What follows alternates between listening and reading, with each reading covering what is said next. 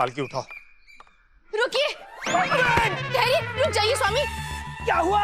विपत्ति, घोर विपत्ति आने वाली है। तुम पर? आप पर स्वामी। हम पर विपत्ति आने वाली है? जी स्वामी। कैसी विपत्ति? सर फूटने वाला है। तुम्हारा? आपका स्वामी। हमारा? जी स्वामी। कैसे? जैसे ही आप इस पालकी से बाहर निकलेंगे, एक बड़ा सा नारियल पेड़ से टूटकर आपके सर पर गिरेगा और आपका सर तरबूज की तरह छिन्न भिन्न हो जाएगा। अरे मूर्ख, पालकी नीचे क्यों नहीं रखते हो? तुम्हें कैसे पता? अभी अभी झपकी लगी तो हमने स्वप्न में देखा। तुमने स्वप्न देखा? नारियल के पेड़ से एक नारियल हमारे सर पर गिरा, हमारा सर फूट गया। जी स्वामी। कुछ क्षण ठहर जाइए। आप कुछ क्षण ठहर कर जाएंगे तो गिरने वाला नारियल पहले ही गिर जाएगा ना, और आपका सर फूटने से बच जाएगा। क्या करूं इस औरत का? चलो स्वामी। अब क्या है? आप पर से विपत्ति टल जाए, इसके लिए हमने अखंड प्रतिज्ञा ली है।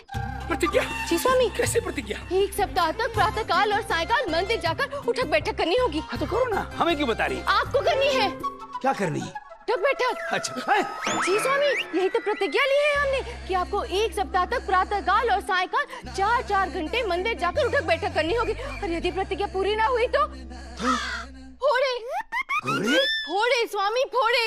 आपके पूरे शरीर पर फोड़े ही फोड़े हो जाएंगे। कुष्ठ रोग लग जाएगा स्वामी आपको, आपके हाथ पैरों को लकवा मार जाएगा, घसीट घसीट कर चलेंगे आप, कोड़ियों जैसी दशा हो जाएगी स्वामी यदि ये प्रतिज्ञा पूरी नहीं हुई तो। बस बस बस बस, इससे अच्छा तो तुम्हारा स्वप्न पूरा हो जाता। क्या कह रहे हैं? हे प्रभु, ये किन कुकर्मों का दंड दिया इस स्त्री को हमारी कुंडली में बिठाकर। हम गिनवाए गुरुजी? क्या कुकर्म गुरुजी? हमारे कुकर्म गुरुजी, हमारे कुकर्म। पूरी बात सुनते नहीं है, हिंसा पे उतर आते हैं। हमारे कुकर्मों का ही तो भगवान दंड दे रहा है आपको। अरे पालकी उठाओ। सब बचा के जाना प्रभु। चल उठाओ। आज वैसे ही कुछ अधिक तेल लगाया है आपने, बहुत चमक रहा है। नारियल से बचा कर रखिएगा और सायकाल समय पर पहुंच जाइएगा उठक बैठक के लिए। सुन रहे हैं ना स्वामी? महाराज कृष्णदेव राय की, महाराज कृष्णदेव राय की।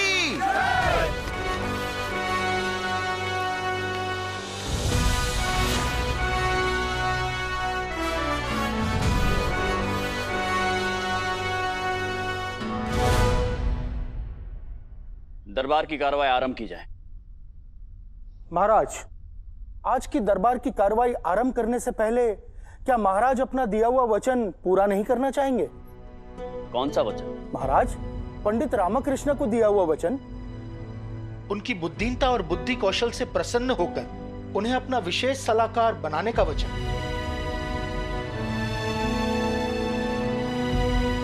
जो आपने उपहार स्वरूप उन्हें दिया था। स्मरण कराने के लिए धन्यवाद मंत्रीवर। पंडित रामकृष्ण महाराज, हम तो भूल ही गए थे कि हमने पंडित रामकृष्ण को हमारे दरबार में अपना विशेष सलाहकार नियुक्त किया है। क्षमा कीजिएगा रामकृष्ण, आज दिन ही कुछ ऐसा है कि हमारी मनोदशा थोड़ी अस्त व्यस्त हो गई है, किंतु आपको देखकर स्मरण हुआ कि आप जैसा बुद्धिमान सुलझा हुआ मनुष्य हमारे दरबार की शोभा है। निसंदेह आप इस पद के योग्य हैं। तो विलंब किस बात का है महाराज? बुलाइए सलाहकार महोदय को और उनसे कहिए कि अपना स्थान ग्रहण करें। अब पर प्रश्न ये उठता है कि ये बैठेंगे किस स्थान पर? हमारे ग्रह योग अध्ययन के अनुसार इस पंक्ति में इनके लिए सबसे शुभ आसन रहेगा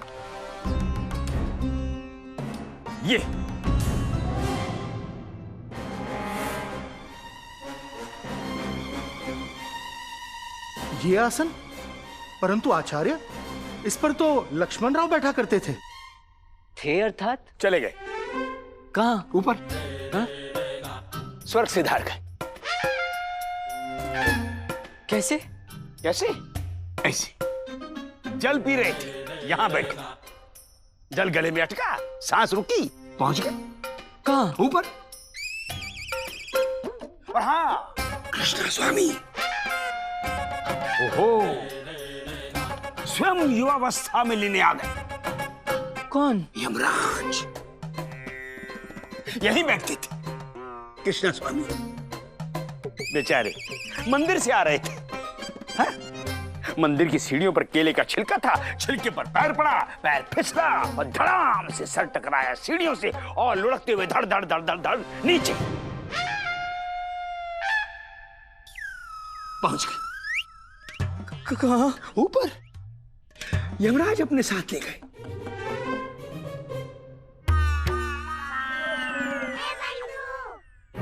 द्वार पर ही ठीक था तू रामा, कम से कम जीवित तो रहता।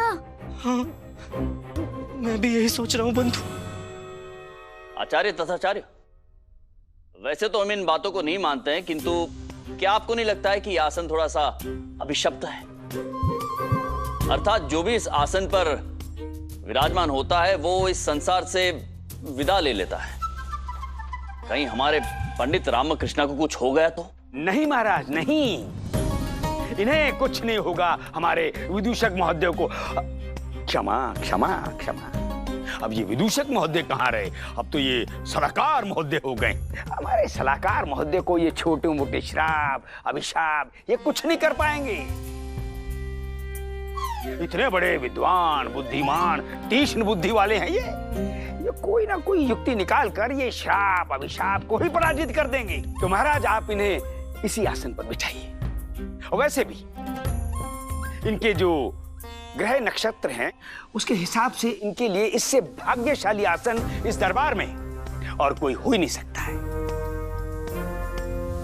आचार्य, यदि आप कह रहे हैं तो यही सही, किंतु एक बार हम पंडित रामकृष्ण से जानना चाहते हैं। रामकृष्ण, क्या आपको इस आसन पर बैठने में कोई आपत्ति है? कोई आपत्ति नहीं है महाराज। गुरुदेव ने आज तक मेरे लिए जो भी किया है, जब भी किया है, वरदान ही रहा है।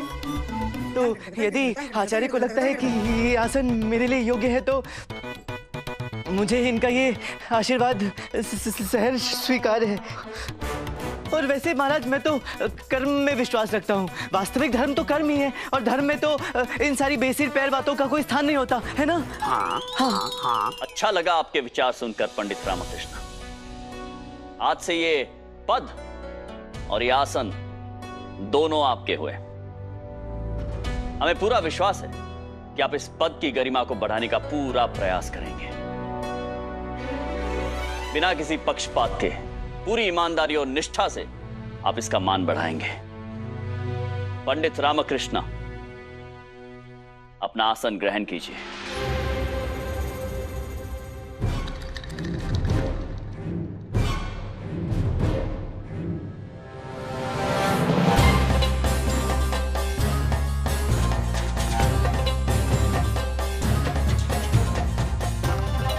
पधारी।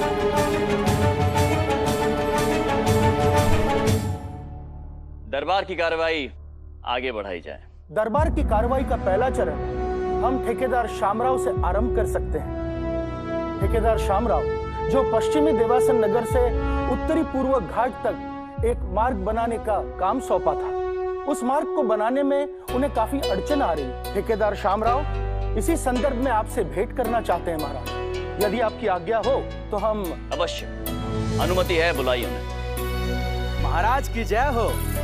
ठेकेदार शामराव, बताइए क्या समस्या है आपकी? महाराज, बात यह है कि अब कैसे कहूं, क्षमा चाहता हूं महाराज, परंतु मैं जानना चाहता हूं कि इस मार्ग के निर्माण का नक्शा किसने बनाया था? निसंदेह हमारे सरकारी वास्तुकार ने। क्यों? यदि इस नक्शे के हिसाब से मार्ग बनाया गया तो बड़ी समस्या हो जाएगी मंत्रीवर। महाराज, मार्ग के रास्ते में बहुत कुछ ऐसा आ रहा है जिसे तोड़े बिना मार्ग बनाना असंभव है। हाँ हाँ, तो तुड़वा दीजिए ना पहले से निर्मित ये छोटे मोटे निर्माण। यदि महाराज ने नक्शा पारित किया है तो कुछ सोच समझ कर ही किया होगा। राज्य की उन्नति और प्रजा की सुविधा के लिए तो बनाया जा रहा है ये मार्ग। तुड़वा दीजिए, तुड़वा दीजिए। ऐसा नहीं हो सकता महाराज। क्यों नहीं हो सकता? महाराज, क्योंकि मार्ग के निर्माण में ऐसे निर्माण है जो तोड़ना असंभव है। जैसे कि गांव, जंगल, नदी, खेत, पहाड़ और महाराज एक घर। किसका? महाराज हमारे धनी मनी का घर तोड़ने की बात कर रहे हैं? इनका नहीं राजगुरु, आपका। अच्छा, किसका? जी राजगुरु। ले मनी, आज तो सुनीली ऊपर वाले ने तेरी आ गया बुढ़ा सड़क पर, हो ही गया बेघर। हमारा आपके दादा परदादा ने हमारे दादा परदादा को दिया था घर। वहां वर्षों से पूजा और अनुष्ठान हो रहा है। वो घर नहीं है महाराज, पूजा का घर है। आचार्यवर, हम समझते हैं, किंतु आप चिंतित मत होइए। यदि आपका घर नहीं रहा तो क्या हुआ? हमारा ये महल है, ये भी तो आप ही का है। आप कुछ दिनों तक यहां हमारे महल में आके रह सकते हैं। अतिथि गृह में रह जाइए और उस दौरान आपका नया घर हम निर्माण करा देंगे। निर्माण में केवल राजगुरु का घर ही नहीं आ रहा है महाराज। हाँ, तो आपत्ति क्या है? तुड़वा दीजिए, जो भी रास्ते में है सब तुड़वा दीजिए। महाराज, आपका राजमहल भी आ रहा है। क्या? जी महाराज, यदि मार्ग बनवाना है तो उन सभी गांव, जंगल, नदी, खेत, पहाड़ और राजगुरु के घर के साथ साथ आपका राजमहल भी तुड़वाना होगा।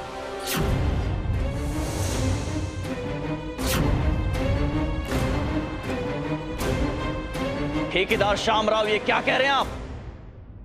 वास्तुकार कृष्णराव जिन्होंने इस मार्ग का नक्शा बनाया है वो हमारे बहुत ही पुराने, अनुभवी, सुलझे हुए और अत्यंत दक्ष वास्तुकार हैं। और ये जो नक्शा है वो हमने स्वयं भली भांति समझा है, उसे देखा है, उसके बाद उस मार्ग को बनाने की अनुमति दी है हमने। अब महाराज, जो भी कुछ है आपके सामने है। महाराज, यदि महाराज आज्ञा दें तो क्या मैं वो नक्शा एक बार देख सकता हूं?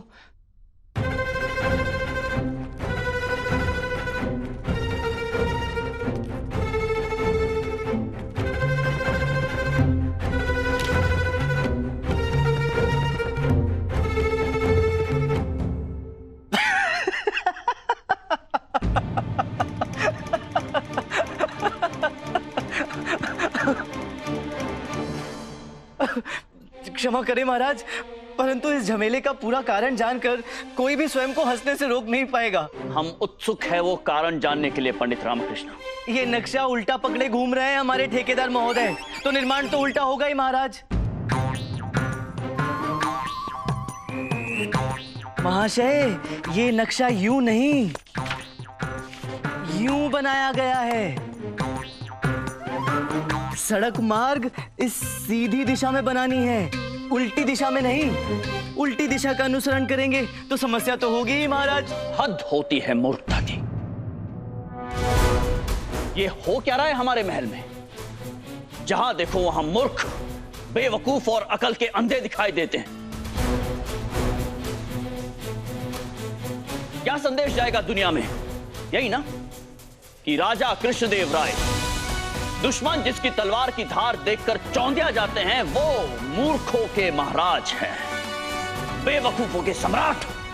परिहास बन के रह जाएगा हमारा विजयनगर राज्य, और वो हम होने नहीं देंगे। ले जाओ इस मूर्ख को और कारावास में डाल दो। महाराज, गलती हो गई, क्षमा कर दीजिए महाराज। महाराज, गलती हो गई महाराज, क्षमा कर दीजिए महाराज। महाराज, गलती हो गई महाराज, क्षमा कर दीजिए महाराज। महाराज, गलती हो गई। आचार्यवर जी महाराज, कोई उपाय बताइए। इस समस्या का कोई समाधान चाहिए। क्या करें हम इन मूर्खों का?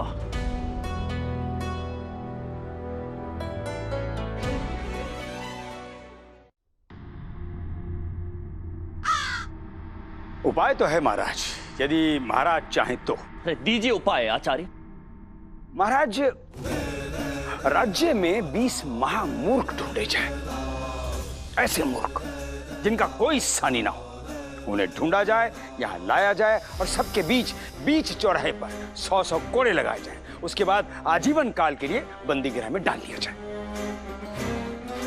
ये आप कैसी बातें कर रहे हैं आचार्य? कोई यदि मूर्ख है तो उसमें उसके स्वयं का क्या दोष? और बिना दोष के किसी को इतना गंभीर दंड देना कहाँ का न्याय है महाराज? आप दरबार की गरिमा का अपमान कर रहे हैं पंडित रामकृष्ण। हमारे और महाराज के बीच हस्तक्षेप करने का अधिकार यहाँ किसी को नहीं है। आपका कार्य है सलाह देना, लेकिन तब जब आपसे मांगी जाए। ये एक गंभीर मामला है महाराज। इसके बीच में बोलने के लिए आप अभी छोटे, अनुभवहीन और अयोग्य। अपने पद की सीमा में रहिए पंडित रामकृष्ण। यदि भविष्य में हमारे और महाराज के बीच में बोलने का साहस किया तो आपको भी उन्हीं मूर्खों में गिना जाएगा जिन्हें ढूंढकर दंड दिया जाना है। आचार्य, आप आगे कहिए, क्या कह रहे थे आप? महाराज, हम ये कह रहे थे कि अगर इस तरह के मूर्खों को ढूंढा जाए, उन्हें दंड दिया जाए, तो हमारा ये मानना है कि प्रजा के बीच में स्पष्ट और कठोर संदेश जाएगा कि विजयनगर में मूर्खता करना कितना कठोर अपराध है। और हम दावे के साथ कह सकते हैं कि आपका दिया गया ये दंड प्रजा को सदैव स्मरण रहेगा और भविष्य में कोई भी ऐसी बेवकूफी करने का साहस नहीं करेगा। महाराज, दंड के संदर्भ में बाद में सोचेंगे आचार्य। सर्वप्रथम हमें हमारे राज्य के मूर्ख चाहिए हमारे सामने। किंतु प्रश्न यह है कि यह कार्य कौन करेगा? कौन ढूंढ कर लाएगा इन मूर्खों को?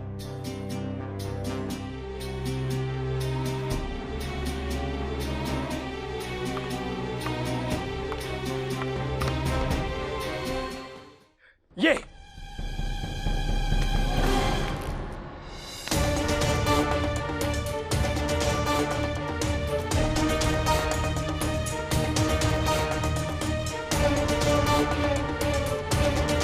महाराज, ये खड़े हैं ना मूर्खों के सबसे बड़े शुभचिंतक, हमारे विशेष सलाहकार महोदय पंडित रामकृष्ण।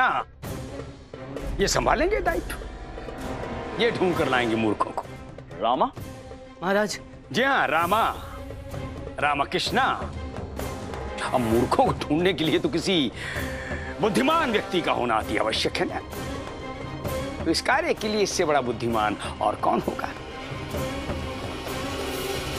महाराज, हमारे विचार में इस पूरे दरबार में यदि इस दायित्व के योग्य कोई व्यक्ति है तो वो है केवल और केवल पंडित रामकृष्ण। इनके अतिरिक्त और कोई नहीं। ये कार्य इन्हें सौंप देना चाहिए महाराज। क्यों? पंडित रामकृष्ण ढूंढ लाएंगे ना 20 मूर्ख? नहीं, चलो 15, वो भी नहीं, अच्छा 10, अच्छा 8 तो ढूंढ के ला ही सकेंगे ना? बस महाराज, यही ढूंढ के लाएंगे मूर्ख। परंतु महाराज, हम ये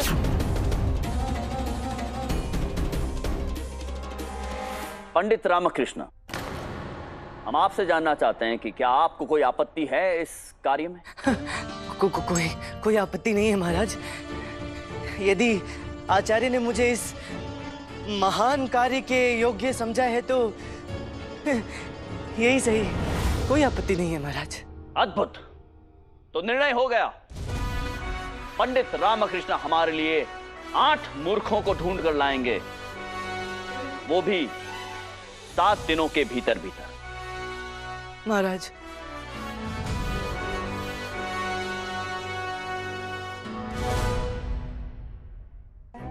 आप कुछ ठहर कर जाएंगे तो गिरने वाला नारियल पहले ही गिर जाएगा ना, और आपका सर फूटने से बच जाएगा। तो पंडित रामकृष्ण पकड़ लीजिएगा महामूर्ख, जहां भी मिले, कोई भी हो, कहीं भी हो, हमारे, आपके, महाराज के, किसी के भी परिवार के, कोई भी निर्बुद्धि प्रचंड मूर्ख मिले उसे दबोच लीजिएगा, बिना डरे, बिना पक्षपात किए, और हाँ, बिना स्त्री पुरुष का भेदभाव किए। हम आपके साथ हैं, बुरा नहीं मानेंगे। ना ना ना ना ना ना ना ना, हमारी तरफ से निश्चिंत रहिएगा।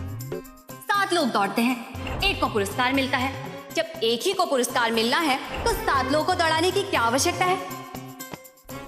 क्यों महाराज, हमने ठीक कहा ना? हाँ जी, बिल्कुल ठीक कहा है आचार्य आपने। जाइए पंडित रामकृष्णा, आप जाइए और कार्य आरंभ कीजिए और शीघ्र अतिशीघ्र हमारे सामने 8 मूर्खों को लेकर आइए। महाराज,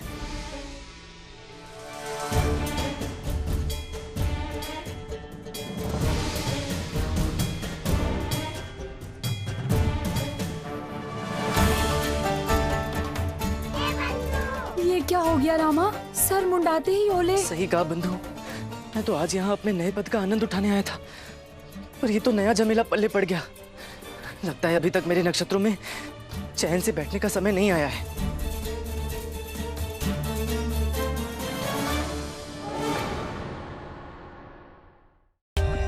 For more updates, subscribe to our channel, click the show links and enjoy watching the videos.